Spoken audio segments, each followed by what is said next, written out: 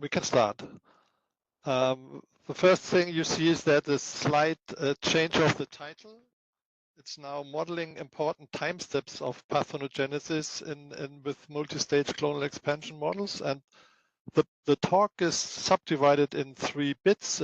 First, we introduce the multi-stage clonal expansion model. Then we talk a bit about the inverse dose rate effect, which is interesting to compare, because this is seen in uranium minus cohorts, and people might be interested in that. But then we have a bit more to say about the time steps of carcinogenesis, and we show how we define and calculate the sojourn and latency times of lung carcinogenesis. So next slide, please.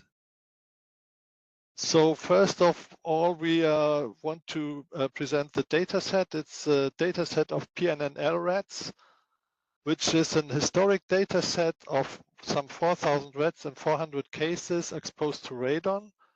And exposure is from 0 to 10,000 WLM, and exposure rates up to 1,000 WL. So it's hefty exposure, and you expect to see hefty effects in the data set compared to miners, which have much lower exposure, and let's say the survival of miners is not so much impact. So you always have to keep in mind this is it's a animal data set, but it's very well conducted, and the dosimetry is very good, and also the case ascertainment is very good. So it's a high quality data set. You can demonstrate a lot of things with it. And we have information on lung tumor in particular, also on the histological types. And what we want to discuss is the age risk patterns of squamous cell carcinoma and adenocarcinoma, and they show strong differences depending on exposure. So the histological types is we have 300 ADCs, adenocarcinoma, 100 squamous cell carcinoma, and smaller subtypes which we don't look at. And you should keep in mind that we grouped the whole data set in 6 exposure classes. The unexposed, then low light means relatively low exposure and relatively low exposure rate. Then we have medium light, medium heavy, heavy, high light, and high heavy exposure. And you can see, you have to keep in mind that the unexposed cases, we have very few. And so it's difficult to model the baseline of, so the baseline survival is difficult to model. So the model is a bit, let's say, biased on the high exposure rates and high exposure. And you can see for the high heavy class, you have about 400 rats, and almost all get, or 50% get cancer. So next slide, please. This is just the Kaplan-Meier plots for squamous on the left and adenocarcinoma on the right. So the main difference between both is that if you look at the exposure class high light, that means high exposure but low exposure or light exposure rate, there you see that it's very unhealthy for the squamous cell carcinoma, because it goes strongly down, and on the right hand side, the adenocarcinoma, they are very grouped and well behaved Kaplan-Meier plots, but you see a strong effect for squamous cell carcinoma. Next slide, please. This is the MSCE model. It is a model that models the development of cells from normal stem cells to tumor initiating cells, and then these tumor initiating cells, they carry early mutations. In the case of lung cancer, for example, for adenocarcinoma, is the EGFR gene is always mutated. Then you get a second mutation, and then you get cancer stem cells. The second mutation is characterized often by a TP53 gene. And then these cells, cancer stem cells, can grow and are eventually detected, in this case by a pathologist who is killing the rat to a plan, or they find the rat dead in the cage. It can be different. It can be different. So let's say the case ascertainment and it's very different from humans, because in humans you go to a clinic with symptoms, but in animal experiments, case ascertainment is a bit different. And each of the two stages of hyperplasia and cancers and tumor growth with cancer stem cells, you always have, let's say, a competition between symmetric division and cell death or cell apoptosis. And so this you have a let's say an equilibrium, and this and in this equilibrium clones can grow, but they can also die out. And that is important to keep in mind, that even cancer tumors can die out before they can grow to clinical detection. And the radiation acts, we tested action on the first mutation rate, or it can also this is what we have seen in, I think, in the first talk, where there was yeah, but the cells can also, that is very important, the acceleration of the cell death rate can be reduced, and this is a kind of has nothing to do with mutational load. It has to do, is probably an effect of the immune system, so that the already mutated cells, the initiated cells, the ticks, cannot be cleared from the epithelium, let's say, efficiently, so that the death rate is reduced, and the clones of hyperplasia can increase and can grow. And when they grow and then they have a second mutation, then the same thing happens. But radiation acts on the early stages, not on the cancer stem cells. So next slide, please. The development and implementation of the multi-stage clonal expansion model is we estimate the biological parameters, and which you saw on the slide before. The preferred model is chosen based on goodness of fit, maximum by the maximum likelihood principle. And here I want to make a bit advertise the R package MSCE, which is, as I said, it's available, downloadable from R, and allows us to compute the survival and hazard function for all the models that we can think of. So it's not now, you need a bit of, let's say, basic mathematical understanding, but now it's all, this model allows, let's say, not uninitiated people to try and play around with or do modeling themselves. And we think that the estimated survival curves fit the data quite well, as you will see soon. And the preferred model have different actions for radiation actions for adenocarcinoma, squamous cell carcinoma. Adenocarcinoma is the main action is a linear increase in the initiation rate, in the first rate, there's no flattening of the rate for higher doses, so there is no cell killing, and it also has a promotional effect. So the promotion is also increased, but promotion rate does always increase, but only to a certain maximum, and then it levels off.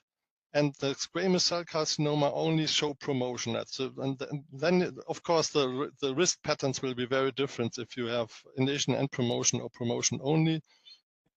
And we also fit all lung tumors together and get the effect, which is more or less, because the majority of cancers are adenocarcinoma, we get, let's say, the pattern very similar to what you see in adenocarcinoma. So we have there initiation and promotion. Please, next slide. So these are the survival functions that we computed with the models. On the left, the squamous cell carcinoma. On the right, the adenocarcinoma. You can see the color code is for the exposure groups. You can see that on the unexposed in the low light are for squamous cell are almost the same, and also the medium exposure is not very different, but the high exposure is quite lethal for squamous cell carcinoma. And you can see also this crossover effect if you look to the magenta and orange curve. You can see that there's a crossover that you also see in the data, and it comes only from promotion. On the right hand side, you see the survival curves for adenocarcinoma, which we think fit quite well. Okay, next slide, please. Then we have the inverse dose rate effect. Again, the exposure classes here, and you can see in adenocarcinoma, let's say this is what is it? A Cox regression curve, simple Cox regression, and there you can see that in the slide in the groups with medium exposure, that is there you see that for adenocarcinoma they depend on the exposure rate, and increasing exposure rate increases the risk. Whereas in squamous cell carcinoma, both in the medium and high exposure classes, the exposure rate does not change the risk so much. It is still not a significant effect because the error bars are quite high, but we try to see this also. This is, let's say, with a descriptive model fitted to the raw data. We now see something similar with our model. And next slide, please. And you can see that there is, for squamous cell carcinoma, there's an inversion around 60 WL in the first quartile, and for adenocarcinoma at third quartile and less significant. You can see something, but it is, I would say, we show these slides in order to make some comparison with excess relative risk model, but the effects are not so impressive. Okay, next slide, please.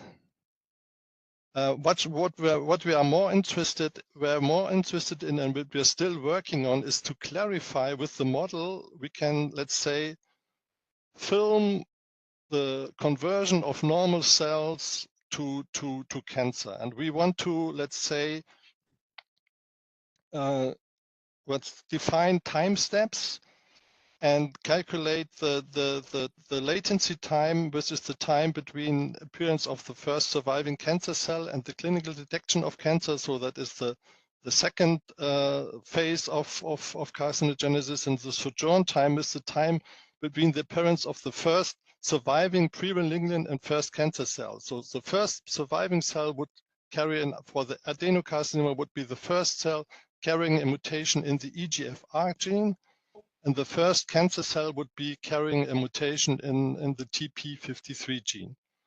And these times are, let's say, important because there you can, yeah, well, I mean, you get a better feeling how these sojourn times and latency times are, let's say, are affected by radiation exposure. Next slide, please.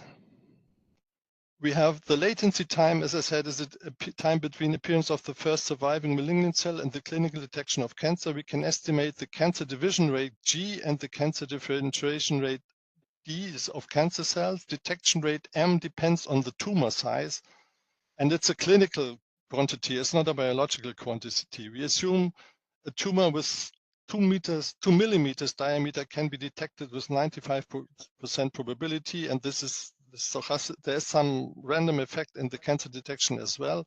And we have written a paper on these latency times, which appeared this spring. And the first authors, Mark Little and Markus Eidemüller, myself and Julian Aposte from ORISC in Oak Ridge, Tennessee. We have estimated the latency times not only for lung cancer, but in humans, of course, but for a wide range of organs like colon, thyroid, prostate, breast, whatever, because these latency times directly go into risk models, or descriptive risk models as well. For example, for the process software that we use at BFS, they use also latency times, but at the moment, the latency times, I think, for solid cancer is 5 years, for leukemia is 2 years, and we aim to estimate bring a bit more differentiation in the range of latency times, so that they are much more organ specific than has been previously used in the modeling. And this is, and here we want to show that even with the rat data, with the rodent data, we can easily estimate the latency times just by looking at looking at the incidence data or fatality data here, fatal cancers. And we see latency times for all cancer, lung cancer together, and adenocarcinoma are 56 weeks, and it's quite different from squamous cell carcinoma, where it's much faster. And the net growth rate is around 0.2 per cells per week, which is difficult to compare with human, but just for the record, we show this as well. Next slide, please. The good thing is, or the interesting thing is, you can read out these latency times from the excess relative risk per WLM. So a quantity that is widely used in radiation risk assessment. And if you look here at begin of exposure, which is the first line on the left, which is around 13 weeks, and I think we have two exposure rates of 10 WL and 50 WL, and the green line is the 10 WL, and you can see end of exposure is more than 50 weeks. Yeah, and then you can see after end exposure, you can see that you can see it's difficult to read, but the tumor growth, the lag time is 42 weeks, which we calculated from the data, and you can see it's almost the maximum of the squamous of the excess relative risk, which then goes down slightly after, and you can see it for both exposure scenarios, for 10 WL and 50 WL. So that the latency times here is clearly visible in the age risk pattern for the rats, and it's of course you can see it here quite well because the exposures are the exposures are very strong, and the signal is quite clearly quite visible. And okay, next slide, please. And the sojourn time we can also estimate. That took us a bit more effort, which because we have to solve a partial differential equation,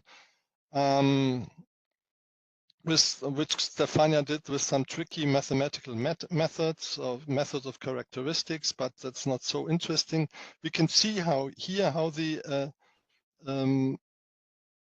exposure, the sojourn time is affected by the sojourn time is affected by exposure. In the unexposed, it takes about 140 or 120 weeks until the EGFR mutated cell develops into a cancer, and then if you expose the rat, then if you have low, medium light, medium heavy, it's not much change. But if you see then the high light exposure class, there the exposure the sojourn time goes down drastically, and we surmise, or we think, or we see that the reason for this is because you have for high light, you have high exposure but low or light exposure rate, meaning that the exposure duration is quite long. And during this long exposure duration, especially for squamous cell carcinoma, the first cancer cell develops already during exposure, and that is quite unhealthy for the rats, because then you have an enhanced promotion rate, and the cancer it definitely shortens the time to cancer. So it's not yeah, that's the main effect. If and the other scenarios, the cancer cells develop after end of exposure, and so the sojourn time is not so much affected. Next slide, please. Christian, sorry to interrupt, but we're running out of time. Okay, sorry. Then this is the survival curve, the sojourn time with that we showed for just one number. These are the survival curve, so it's a bit more graphically, a bit more visible. Next slide, please. And we wanted to see, there was a discussion of if the promotion effect of exposure is so visible in the incidence data. Can you see from the recorded data that you have on the incidence, can you see that promotion is making an effect? And here I'm not going into detail, but under some circumstances, for some scenarios, you can see that the shortening of the survival is definitely is closely related to the sojourn time. Okay, next slide, please. And so this is a summary. The MSCE model fits the data quite well and allows to estimate survival and hazard curves. We have the, please try out the R-MSCE package. We can estimate the latency time and sojourn time, thus the timeline of carcinogenesis. And planned actions for the near future is we have a new data set based on French CEA rats, and these French CEA rats are a different strain of rats, but they have unique information on these pre-neoplastic lesions, not only on the tumors, but also on the pre-neoplastic lesions, their size and histology, and then we can, let's say, model the progress of carcinogenesis in much more detail. And then we also want to look at the French uranium mine workers and calculate latency and sojourn times for them. And there is, yeah, that is what we are planning to do. Thanks for your attention. Sorry for taking too much of your time.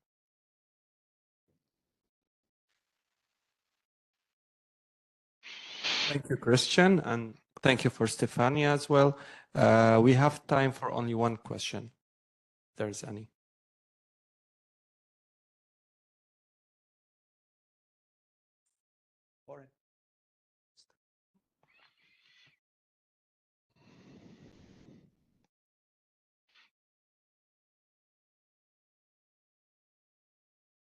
Thank you, Stefania, and thank you, Christian, for these really nice data.